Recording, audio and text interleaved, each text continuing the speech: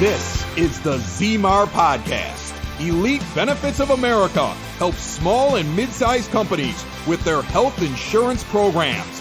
And now, your host, Butch ZMAR.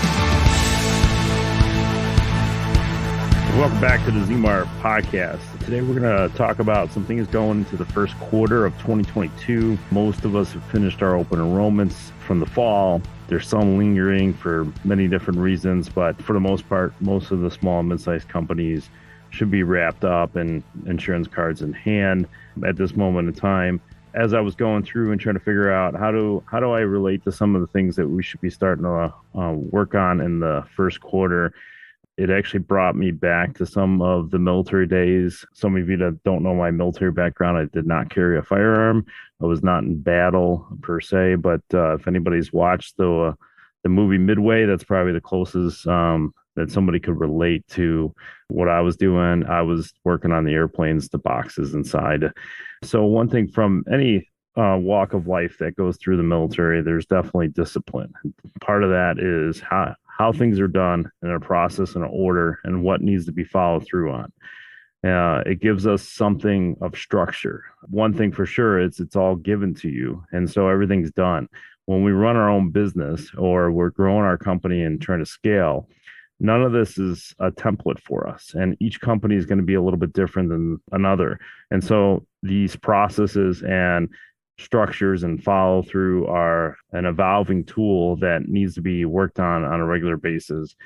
And most business owners, HR, once they're done with the open enrollments, once things are settled, they don't want to touch it again. It's unfortunate, but this podcast is going to be about bringing that back up again. But before I get that, I'll keep going down the road of this military just to kind of give you, one story that came to mind trying to put the notes together. We were in the middle of the ocean somewhere, who knows where, my memory doesn't recall. It was definitely a peacetime period when I was in, but there was some conflict starting and then it led into some of the long wars that we've had since 2003 on. So when I was we're in the middle of the ocean. Most of the stuff that we had to transfer back and forth were aircraft parts, mostly avionics. And there was other supplies, but we definitely moved a lot of parts back and forth. Creates a lot of process. You don't want to lose things. There could be an aircraft somewhere and create damage or just missing when you need it. It's just not there. And so several times when we were out there, they actually stopped the process and they did an audit. I tell you, being a junior personnel, it was a pain in the butt. But as you mature and grow in any line of event, you eventually start doing some of the things that you should be doing because it'll prevent issues later.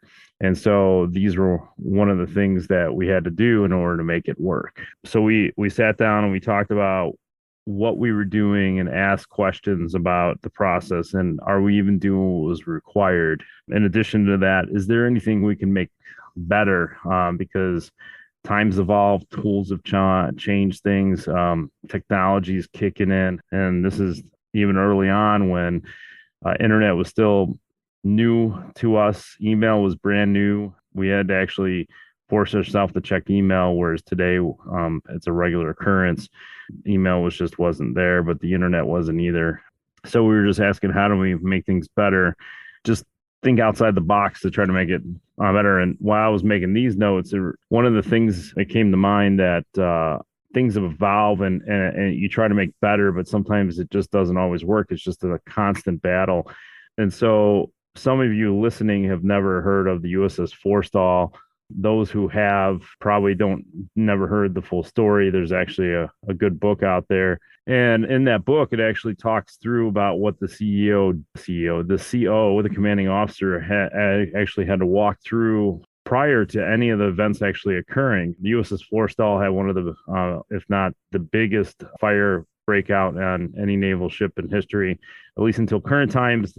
And I forget the name of the ship that was in San Diego that caught on fire, but thankfully there was less fatalities or injuries in that one. But the USS Forstall had one of the biggest fire breaks out. Missile accidentally launched across the flight deck, collided into aviation equipment and caused an explosion. The book actually talks about the whole investigation. So I encourage anybody that's into history or naval history specifically. It's definitely a worthwhile read. In that book, the commanding officer talked about him going outside of the box to find better safety protocols for fire, but along with many other things. And so they were rebuilding procedures that weren't inside the military. And as a result of all that, even though they had huge fatalities on the USS Forstall fire, it saved many more lives as a result. It's hard to say one way or the other. It's so many years ago, but for sure, it saved many more lives. And a lot of things that were adapted from that fire has moved on and still being used today. There's a lot of things that could be reworked and gone outside of the box to retool and make things better. Tying that back to the open enrollment and evaluations and what should be done, HR and benefits is it's like the big grill in the room, right? So you have to keep evaluating, you have to keep doing it so you can make things better and smoother and see where things go to more prosperous times. And not that we'll ever reach a perfect open enrollment or a perfect outcome or employee engagement, but we could certainly strive for it, because there's a lot of things that always goes wrong during the open enrollment. And I'm not saying that in a negative way. I'm just saying that there's always room for improvement, always. And some things don't come to light until we're actually putting the tires to the track and going. And that's where a lot of things start coming up. So we need to make notes of that. Good HR managers make these notes, and they have a daily log or weekly or whatever it might be, and they log these entries. And so they can refer back to the notes and what they did to make it better. And so we're always improving. It could be timelines, employee engagement, whatever it does, but we need to figure out what did work and what didn't work. And then how can we make it better? And then in some ways, we have to go outside the box and start thinking, how do we improve this? And this could be moving from PDF documentations and printouts to online technology tools. And so a lot of small, mid-sized companies are still doing the old school way.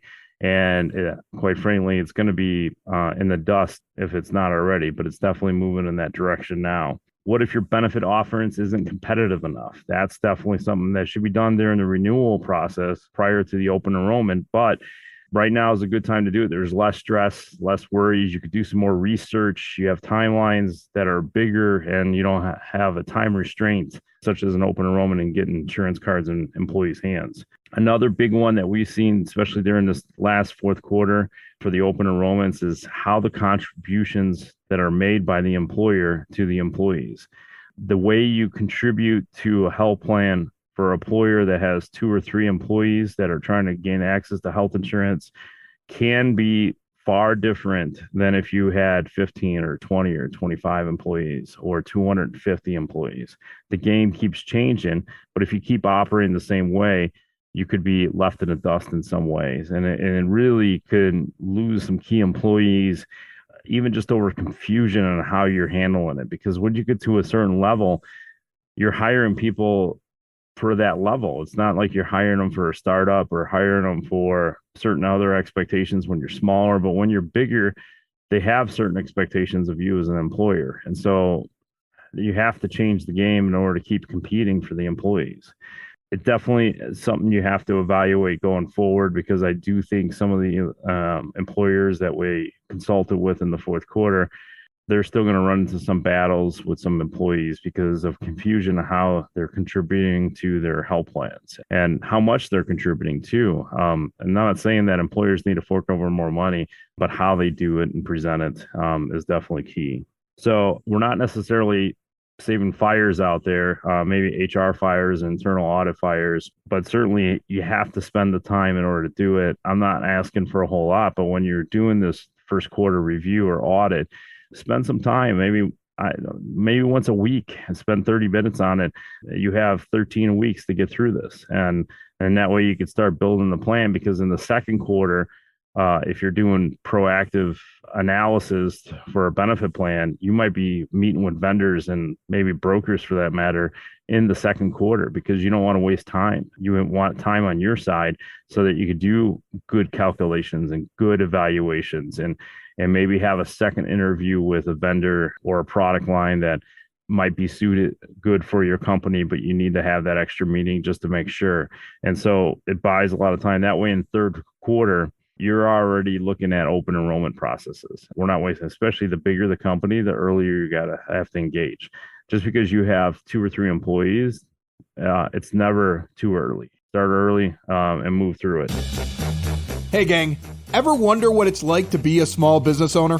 It's confusing. Weird expenses coming out of nowhere. And when you throw in health insurance, forget it. Nobody understands how that works. If you own a business, big or small, it's one of the biggest expenses you have all year long. And yet, we all wait until open enrollment at the end of the year, and then we think to ourselves, next year I'll get a jump on it. And then it's another year of paying way too much. If you're a business owner, big or small, HR representative that wants to impress the boss, give Butch Zemar of Elite Benefits of America a call. Save yourself or your boss thousands or even tens of thousands of dollars a year. Reach out to Butch right now, 708-535-3006, or shoot him an email, butch@elitebenefits.net. And be sure to check out the Zemar podcast. Don't wait till the last minute. Put Butch Zemar to work for you now. So there's a lot to be done. If you need checklists, there's a post-open enrollment checklist we can provide. Just contact our office. We'll go ahead and